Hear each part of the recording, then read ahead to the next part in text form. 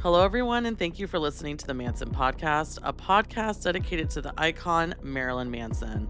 I am your co-host, Alex Sinclair. And I am your other co-host, Jenna Arkansas. Welcome to episode 18, The Influences of the Man That You Fear. Manson has undeniably influenced the world within his 30-plus year career. But on this episode, we are going to talk about the artists that have influenced Manson himself. We also have exciting announcements to catch up on, so let's get started.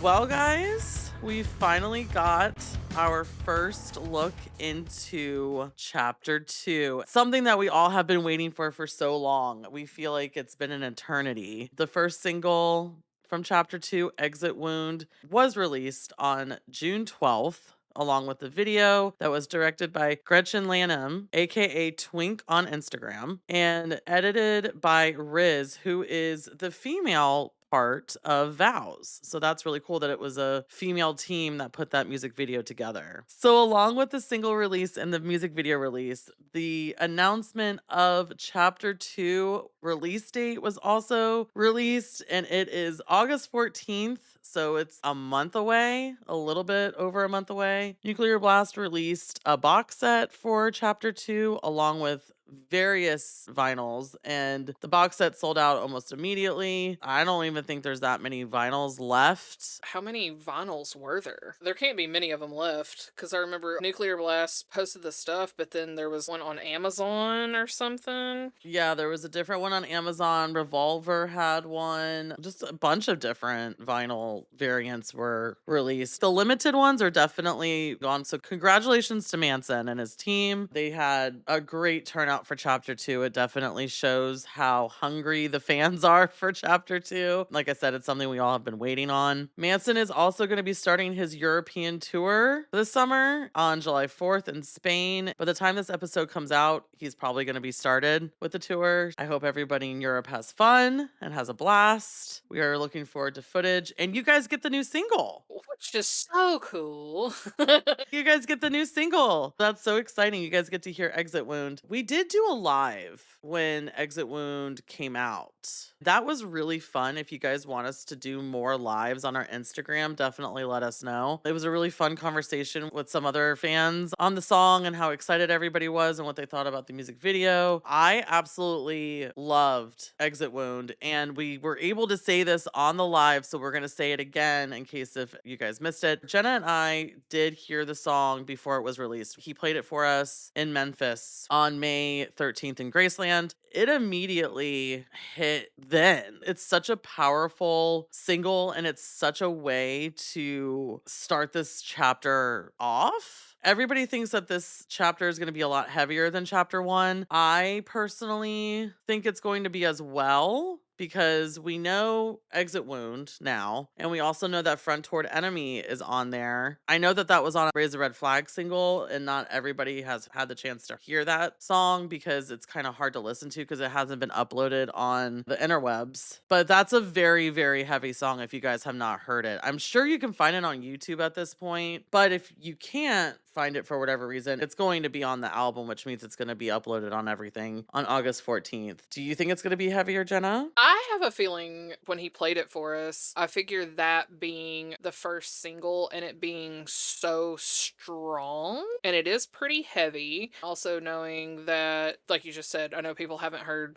Front Toward Enemy, but just on those two alone, I think we're in for something a bit more aggressive, which would kind of make sense. I'm not going to say that Chapter 1 isn't aggressive, because it is in its own way, but it's also kind of, how would you say it, a little bit more Subdued? Yeah, just not as in your face. It's like, I see all of these things happening to me. I'm hip to all of this shit, but now I'm fucking mad. Not saying that he's not fucking mad to begin with, but I think there's more to unleash in Chapter 2. Also, Manson did take to his Instagram that this is ending his story. I can't remember exactly what he said, but loosely that's what he was saying, that this is going to end his story for these chapters. And a lot of fans thought that this is him retiring, and that's not the case at all. That's not what he was saying. He's saying that this is going to be the end to this era, which, listen, thank God he created these albums because, I mean, chapter one was incredible. I've said this before. Chapter one ranks pretty high with me, with Manson, with his albums, which says a lot because not a lot of artists at his caliber and as far along in his career can put out something substantial. It's not just me who feels that way. You know what I mean? You feel that way. Tons of other fans feel that way. I mean, he put out an incredible body of work from this horrible thing that happened to him.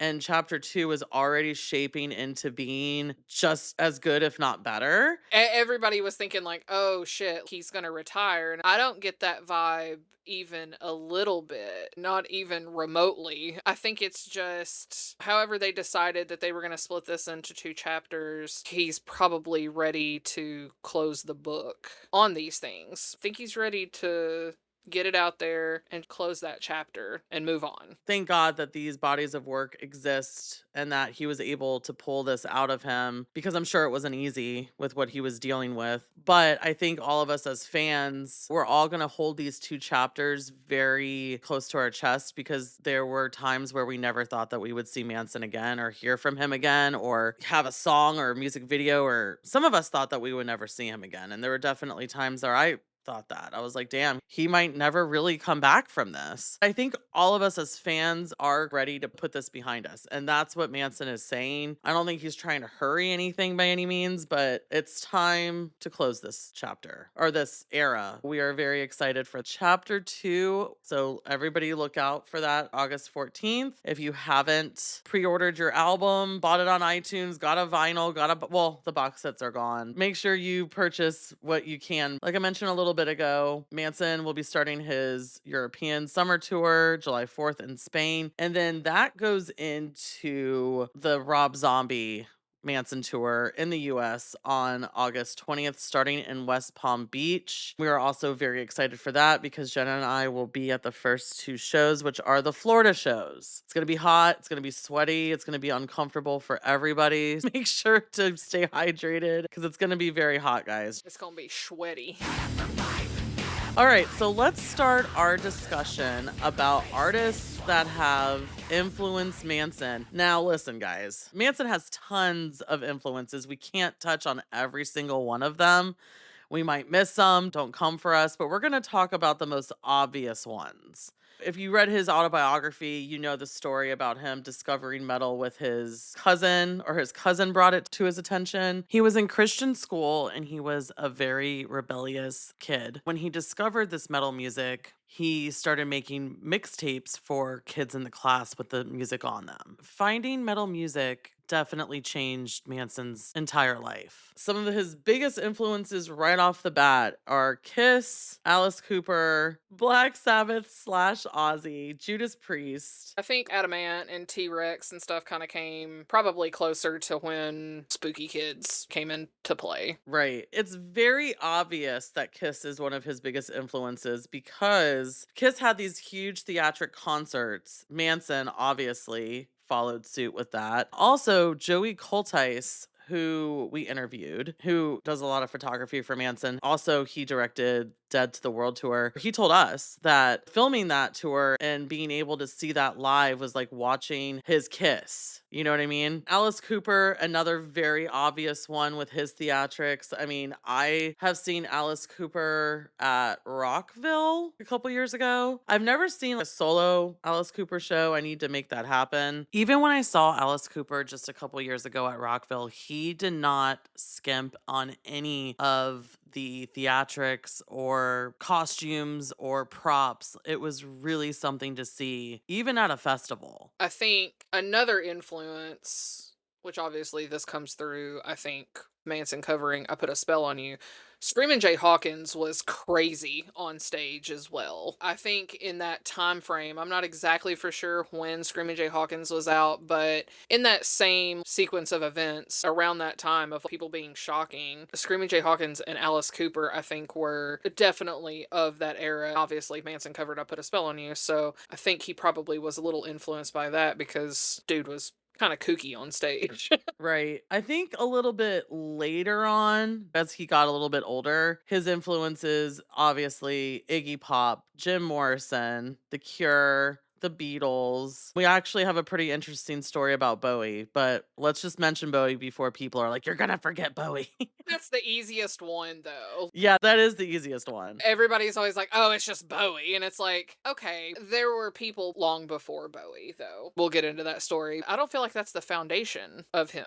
I don't know about you, but my foundation of music, I was obsessed with Aerosmith first, and then I found Manson. Those are completely different. We're talking about Manson being obsessed with Alice Cooper, Judas Priest, and Kiss, then he finds Bowie. They're different. They're totally different. He definitely found Bowie a little bit later down the road. And like we said, we have a pretty interesting story about that. Obviously, Ministry was like one of the first industrial bands that played a part in his older stuff as well. And clearly Skinny Puppy, especially with the stilts. You kind of have to dig in a little bit, but Manson has said that Prince is a big influence of his, Madonna is clearly, and also Elvis. There's a lot to discuss here. Let's try and navigate this. We'll get into the film photography and artists a little bit later on because that does play a role big time with Manson. Let's just start off by saying artists are inspired by other artists. I feel like trying to go through all of this is going to be kind of all over the place. I think you have some light bulb moments of things like thinking about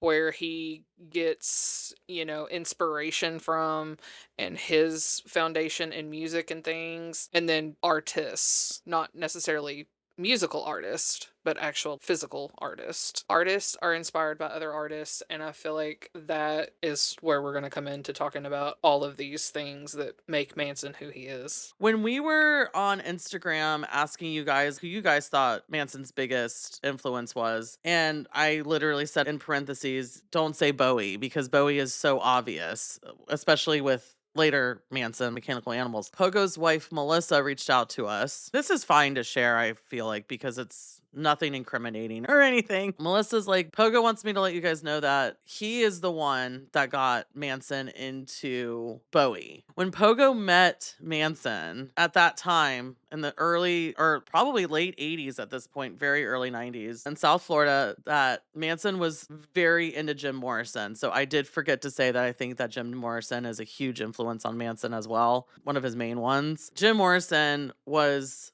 Manson's end all be all. And then Steven was the one that got Manson into Bowie. I do find that interesting because I think, like you said, Jenna, people think that that was a from the beginning kind of thing. That's not how it happened. If anybody follows Stephen, Pogo, whatever, that man is a plethora of musical archives. He knows so many bands. If you've listened to him, tinker around in his room on his stuff or anything, he has taken all of these things and made it into the stuff that we have from Manson today, or, his days in Manson, but then all of the stuff that he also makes too. But he would not have that without that huge range of stuff that he listens to. It's pretty admirable how vast his music taste is and what he knows. So to know that he was the one that introduced Manson to Bowie, because I think when he told this story, Manson obviously had listened to Bowie. He was like, no, you have to listen to this. I think it's Diamond Dogs. And he was like, no, like you need to listen to this Bowie. I think that's when shit changed. Yeah, because first of all, Bowie's discography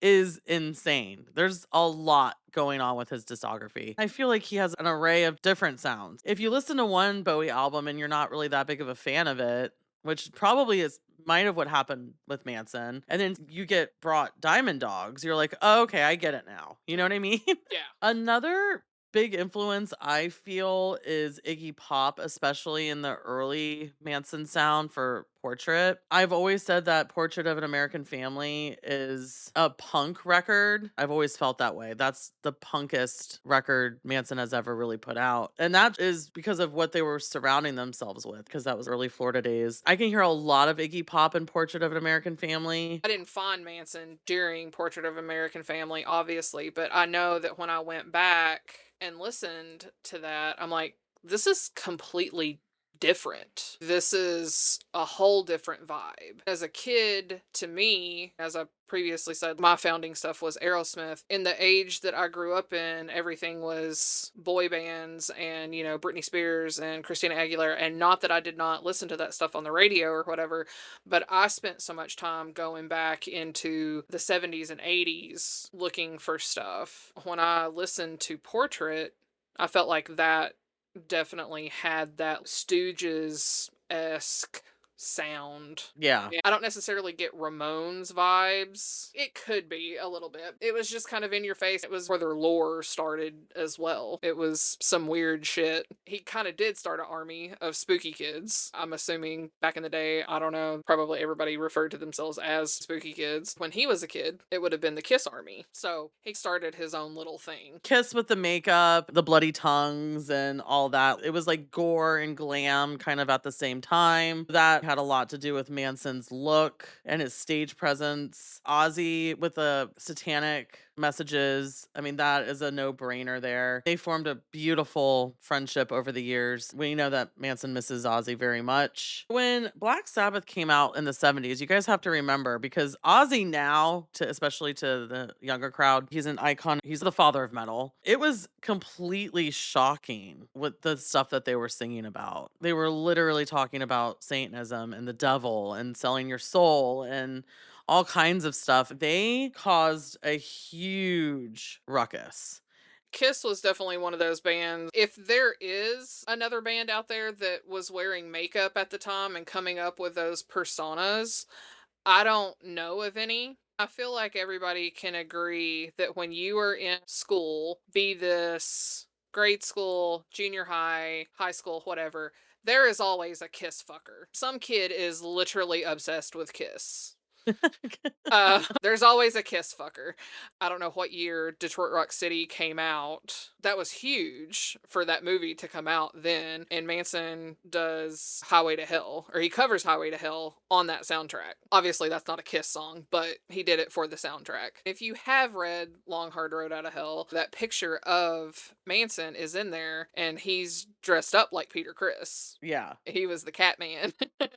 Which is kind of cool, but it's like you had the Demon, the Star Child, and Spaceman. Those are all four completely different things, but Gene was using fake blood. During that time period, I don't think anybody was using fake blood on stage. That made people very uncomfortable. Ace had fire, smoke coming out of his fucking guitar. Paul Stanley's just pretty. He was just pretty.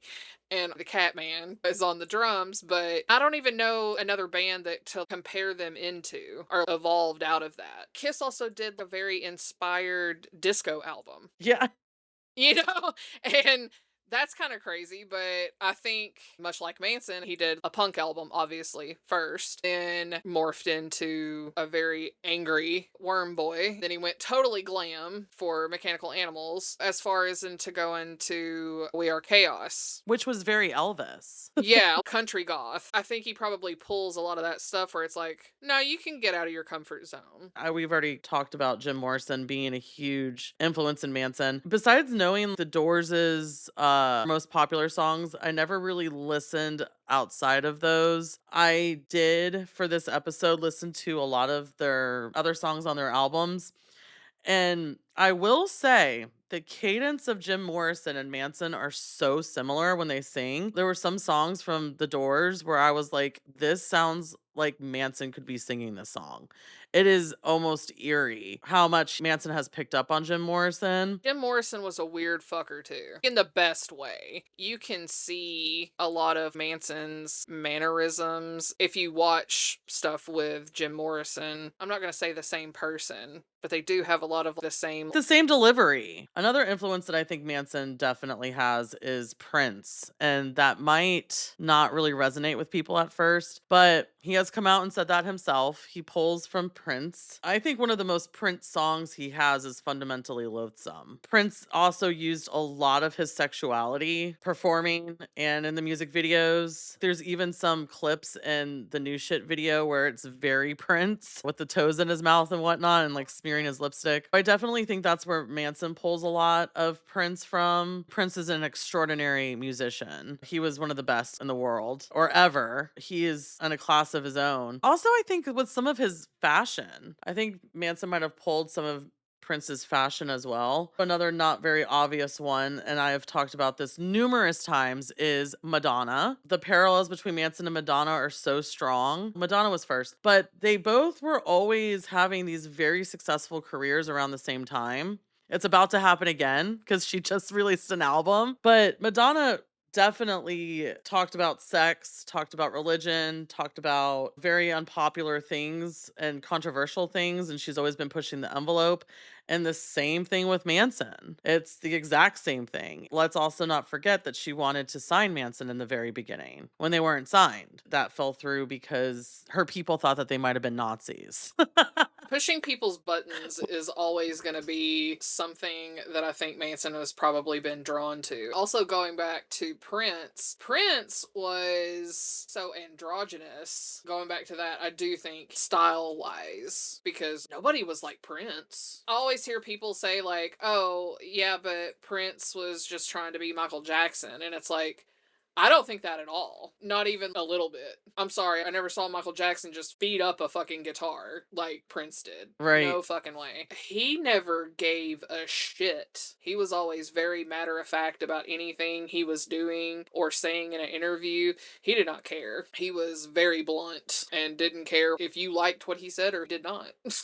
Prince also pushed against the record labels big time when it was not very cool to do that. He talked about the politics of the entertainment industry quite a bit, saying how unfair the record labels and the record industry treats artists. And, Manson's High End of Low, a huge chunk of that is all about that. Pretty as a dollar sign. That's all about the censorship that the record label was trying to give him. And that was Manson's big fuck you to that. Prince had a view on technology that I feel like Mechanical Animals kind of mirrored. Mechanical Animals is about basically everyone becoming numb to the internet and to technology. Prince had sort of a same outlook, and one of my favorite quotes from him, this was late 90s, I want to say like 98, 99, about the same time as Mechanical Animals. One of his quotes are, "Don't be fooled by the internet. It's cool to get on the computer, but don't let the computer get on you. It's cool to use the computer. Don't let the computer use you." How crazy is that now to recite? Because look at what we all have become. This is what Manson was afraid of in Mechanical Animals. Madonna did the same thing.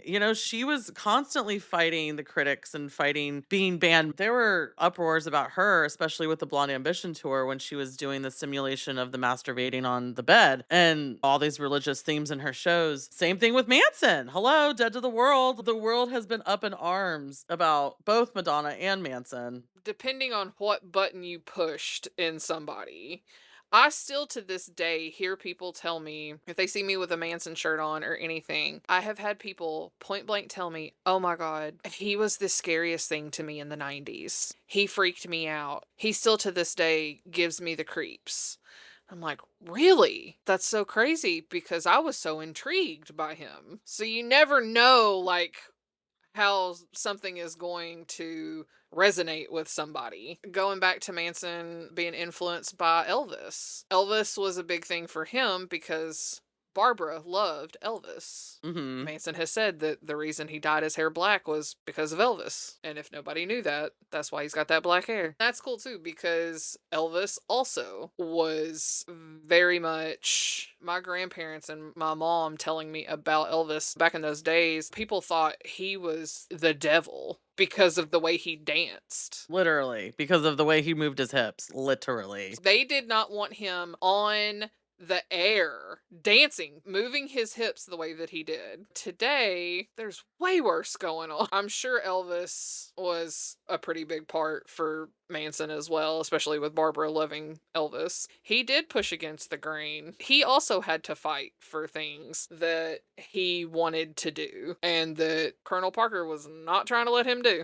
And if you guys don't know who Colonel Parker is, that was his manager. Let's talk about Manson and the Beatles. I feel like the Beatles is something that because my mom was obsessed with the Beatles. She was obsessed with the Beatles and Elvis. When I was younger, I didn't really appreciate the Beatles, but now, as I've gotten older, definitely appreciate the Beatles. You can definitely hear some of the Beatles' influence on Manson, and Manson has also recently come out on that really short interview that he did at that fashion show that one of his favorite songs was a Beatles song. I think one of the most Beatles songs he has, this might not track with people, but I feel it's Count to Six and Die. It's not about the message, it's not about what he's talking about, but I just feel like musically that kind of sounds like a Beatles song. We Are Chaos sounds like a Beatles song Mhm. for sure. I feel like there's a lot of influence from the Beatles and Elvis for We Are Chaos. And a little bit of Johnny Cash too. I feel like one of the most Elvis songs that he has is Paint You With My Love from We Are Chaos. Another band that people are going to want us to bring up is Skinny Puppy because of the stilts, because there's always been an argument on who did it first. Clearly, Skinny Puppy did it first. I feel like arguing where goth origins come from and influences of that, people get so irate. I'm just gonna leave it as there's similarities with Manson and Skinny Puppy. I think Manson also was influenced by Sisters of Mercy. And The Cure. How would you not be influenced by those during that time period? In Heaven Upside Down, I felt like a lot of Heaven Upside Down sounded like the Cure's Kiss Me, Kiss Me, Kiss Me album. Not 100%, but I could hear some of it in different songs. I know Manson likes The Cure, but I don't know that that's one of his heaviest influences. But I think he's definitely been influenced by The Cure. But again, who would not be? Right. Manson has also come out and said that The Cure was one of the first bands that showed him that there's more to music than metal. He has a lot of respect for The Cure and Robert Smith. Let's just get the Bowie thing out of the way. So, Bowie clearly is a huge influence on Manson. Mechanical Animals is all about Bowie. The Man That Fell to Earth, that was very inspired for Mechanical Animals. Manson showed a very dedicated homage to Bowie during that time. The fashion, the tour, the fashion definitely is the biggest thing. I feel like Manson throughout his whole career, I think from Mechanical Animals on, you can hear a little bit of Bowie in almost everything that he does. Just a Car Crash Away. A lot of people think that that sounds like a Bowie song. There's a song that Bowie did, Cracked Actor, where he says, crack baby crack, show me you're real, smack baby smack, is that all that you feel? Suck baby suck, give me your head. That is a Manson song off of Golden Age of Grotesque. Vaudeville. It kind of goes throughout his whole entire career. How could you not be inspired by Bowie too at the same time? Because he is an incredible artist that has influenced a world and a whole school of artists, all in all different forms and walks of life. The most obvious is Mechanical Animals. That was like a homage Manson did for him. I wish they would have worked together or did something together. It is kind of crazy because I feel like Nine Inch Nails is a beginning factor of Manson, and it's crazy that Trent got to do so much with David. I thought for sure at some point Manson and Bowie would cross paths and be able to work together. Not that I don't love the stuff that Nine Inch Nails and Bowie getting to perform together and things. I always have a bleeding heart for your idol's idol, and you always want them to get to experience those things with their idol. When Bowie did his alter ego Ziggy Stardust, that was also a huge deal in the world because no one's ever really seen anything like that. Bowie was so androgynous, you really couldn't tell if he was a man or a girl. He was literally an alien, and the world couldn't handle that. It was a shock. The boys were dressing up wearing feminine stuff and wearing makeup. Nobody really knew how to handle that. So he definitely had his own controversy in his own right with culture, his own cultural controversy that broke down the doors for a lot of people. We also have a list of film, photographers, artists. We also have occultists in here as well. Artists, Dali for sure, Salvador Dali, Gottfried Helwin, who is a photographer, who had a lot of influence on Golden Age of Grotesque. If you're not familiar with his work, you definitely need to look it up. He blends violence with beauty. His photography is actually very unsettling, and I think that's the whole point to it. David Lynch, he's a film director. Alejandro Jodorowsky, he's a huge influence on Manson. He's the one that did Holy Mountain. I did not know this. Like I said, I love learning new things every episode. I did not know that he officiated Dita in Yep. Manson's wedding. Alejandro is the man that's in the picture with Manson when Manson's doing a tarot card reading. He's really into tarot, and his films are absolutely visually insane. They're some of the most beautiful films I've ever seen. Manson's Born Villain project was heavily influenced by Holy Mountain. His Dolly influences are throughout his whole career, like the trippy, different symbolisms, even as far as Sick as the Secrets Within. I mean, that whole music video is like a Dolly dream. There's so much symbolism and so many things to see, little Easter eggs that you have to peel back, which is in every Dolly painting. Dolly is one of my favorite artists of all time. David Lynch, for same reasons, he has very trippy films, a lot of different visuals. I think Apple of Sodom, the music video to that, is a very David Lynch-esque music video that was for a David Lynch film, Lost Highway. That video was directed by Joseph Coltais. I know Joseph is very influenced by David Lynch, so I'm sure all of that kind of melted together. We have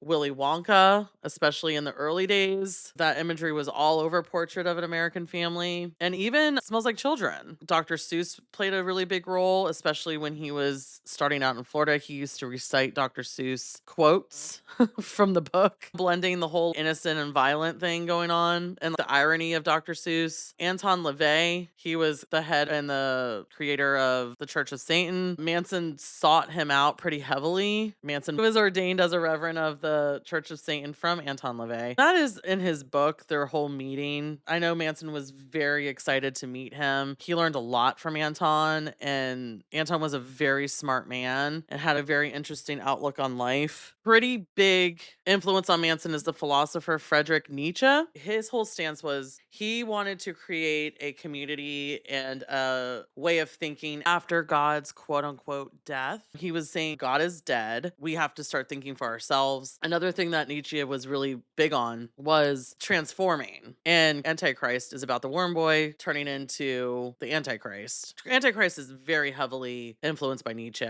They both challenge conventional mortality, religion, and social norms.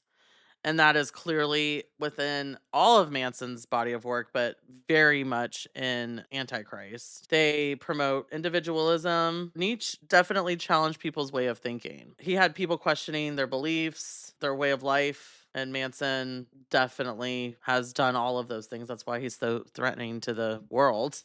He was also pretty heavily influenced by Oscar Wilde, too. A lot in Golden Age of Grotesque era. Read something one time where he said that that was a personal hero of him. People either love Oscar Wilde or they really fucking hate him. Slave Only Dreams to Be King, something to do with Oscar Wilde, if I'm remembering that correctly. And doesn't Mob Scene have an Oscar Wilde quote in it? In Mob Scene, read the CD booklet lyrics old, but doesn't it say in Mob Scene, hold on, let me find it real quick.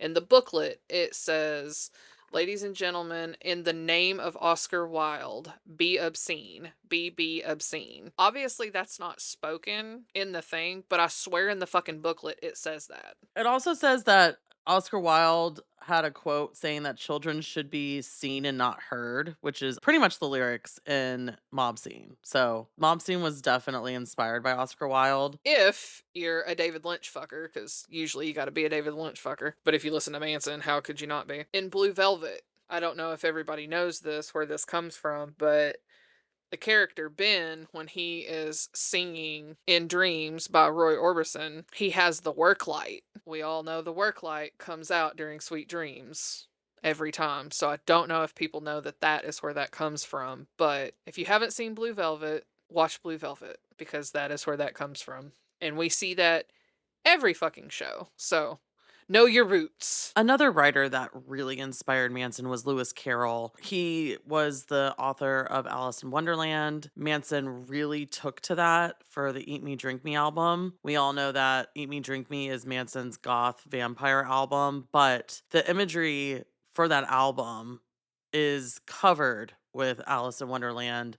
symbolisms and innuendos. Manson was very drawn to that story. We also know that he has an unfinished film that never came to fruition that was about Lewis Carroll called Phantasmagoria. This was back in 2015 in a Rolling Stone article. Marilyn Manson, The Music That Made Me. His number one song was We Are the Dead, David Bowie. Number two was Cat People by David Bowie. Three is Straight Outta Compton, NWA. How could that not be influential to everybody? Obviously, Manson is influenced by so many things, and I already know people are going to be like, you didn't mention this, and you didn't mention that. If y'all want to make a bullet point presentation of that, feel free. I think we all know all of the major influences that Manson has had, which in turn has opened up a Pandora's box for others. Like, if you found Manson first, obviously you're going to find all of his influences. That's the great thing about new people coming onto the scene, what they were inspired by before them. And that's how the cycle keeps going. Joseph Coltice, who we interviewed, I do remember he told us that Manson really put his influences at the forefront. He was not scared to put them at the forefront. And that was something that Joseph Coltice has always admired about Manson.